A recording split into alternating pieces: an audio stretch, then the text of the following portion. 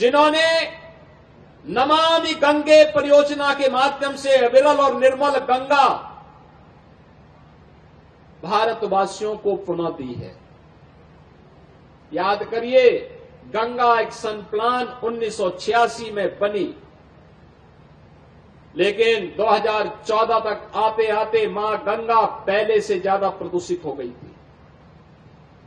प्रदूषण का आलम यह था कि गंगा नदी में जलीय जीव नष्ट हो गए थे। उस समय तमाम प्रश्न खड़े होते थे और आज मैं कह सकता हूं, महाकुंभ की सफलता नमामि गंगे की सफलता को प्रदर्शित करता है। प्रधानमंत्री जी ने 2014 में जो सपना देखा था गंगा मैया के लिए, आज महाकुंभ की सफलता उसके साथ जुड़ करके और नई ऊंचाइयों तक उसे पहुंचाई है। गंगा नदी में अब फिर से जलीय जीव दिखाई देने लग गए हैं। डॉल्फिन फिर से दिखाई दे रही है। अब अविरल और निर्मल गंगा के दर्शन हमें हो रहे हैं। यह अपनी विरासत के प्रति हमारे अंतःकरण को प्रस्तुत करता है। अगर विरासत और विकास की जिसने भारत की परिकल्पना को मोदी जी ने हम सबको दिया है, आज उसका साकार स्वरूप हम सबको हर एक स्तर पर देखने को मिल रहा है।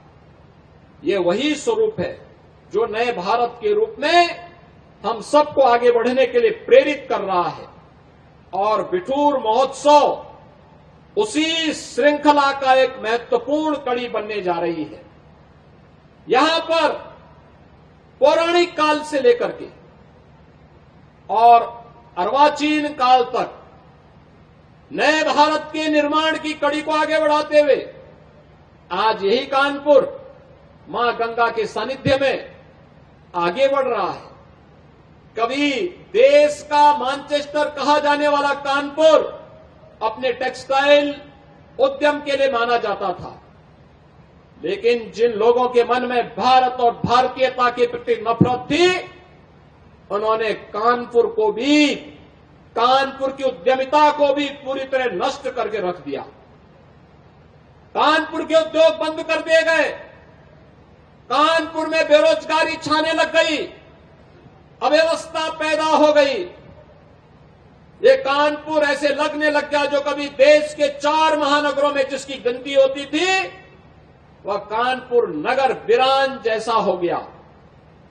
वीरानी छा गई, कनेक्टिविटी से वंचित कर दिया गया, मां गंगा को प्रदूषित कर दिया गया, एयरपोर्ट बंद हो गया, उद्योग बंद हो गए, हर जगह लाचारी लाचारी।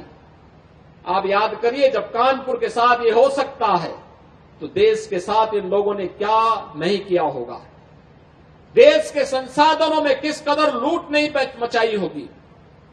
और इसीलिए मैं कहता हूं, बार बार कहता हूं, अंग्रेज चले गए लेकिन अपने मानस उत्तराधिकारियों को देश को लूटने के लिए उसी प्रकार से छोड़ गए जो दृश्य हम लोगों ने कानपुर के अंदर देखा था। आपने पिछले 10 वर्ष में बदलते हुए कानपुर को देखा है।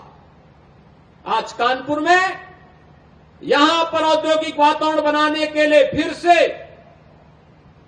डिफेंस मैन्युफैक्चरिंग कॉरिडोर का निर्माण का कार्य हो रहा है।